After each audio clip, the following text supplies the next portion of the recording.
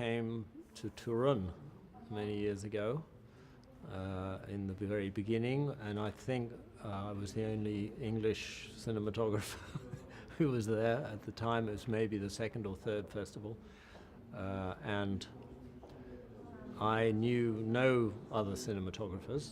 I had started as a cinematographer, and so I didn't work in a crew, and what it meant was the other cinematographers were just names to me, names on a movie, and I had my list of favorite names of things I saw and thought, oh, that's so incredible, who shot that? You know, now I'd see a name, but the name never had any human face attached because I had never met any of them. And the first festival I came to, I realized that this was a very special festival for us. But more, in a way, what's equally important is that it's an opportunity to share with the younger generation. They can come and talk to you, you talk to them, so you find out what they're doing, and you can exchange. You know, there used to be this expression, pass the baton, and so you can do that here, and you do it in a kind of non-competitive. It is a competition. I don't think anybody really cares about who wins the competition. I mean, who's ever heard of the golden frog in the big world out there? Nobody. But we know what it is. You know, we cinematographers, we all know what it is, and we take it very with a lot of importance when we're on a jury to select what we think is the best. But to me, that's not the point of the festival, is to give out the number one prize. That is simply a way, a manner, because human beings love prizes, they love competition. So it's a good excuse, really, to just have us all turn up in one spot and share a drink and say hello and meet other of our colleagues. So it's a special event that is unique to the world. I mean, there is no other cinematography festival, and I think if it develops into a big film festival, that for me would not be so interesting, because I know that films I shoot, if I went, I don't, but if I did, if I went to the premiere of a Barbra Streisand film in December, which is happening in 2 weeks' time, and I went to Los Angeles to go, I would be of no interest to anybody, none whatsoever, because they're interested in, understandably, you know, directors, film stars, producers. That's what happens at a festival. At this festival, we are the stars, and that's fun. It's fun for us to just have a little moment when people go, oh, by the way, you know, you're actually quite interesting, because in the rest of our life, we're quite far down the food chain.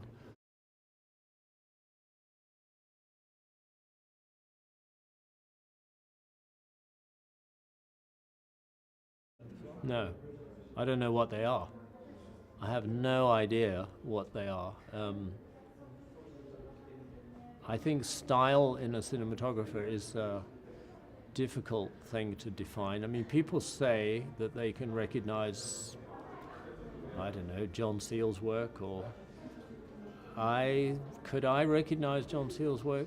Probably not. Maybe. I know I would see his name and think, I want to go see that, because I know the work will be interesting. I don't teach very much, and it's deliberate, because I don't want to be on a set reflecting what I might say about what I've done. That's a reflection process, whereas when you make a film, you're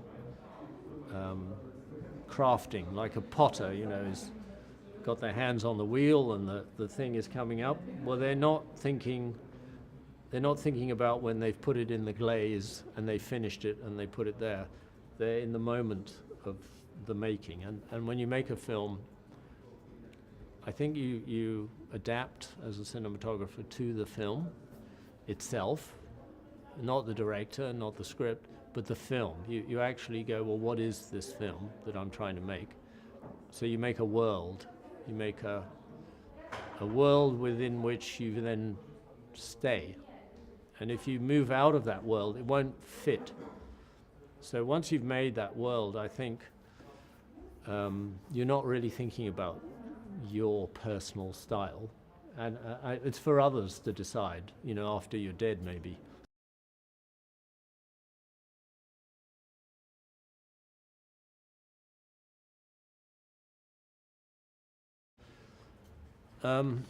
The director's very important to me.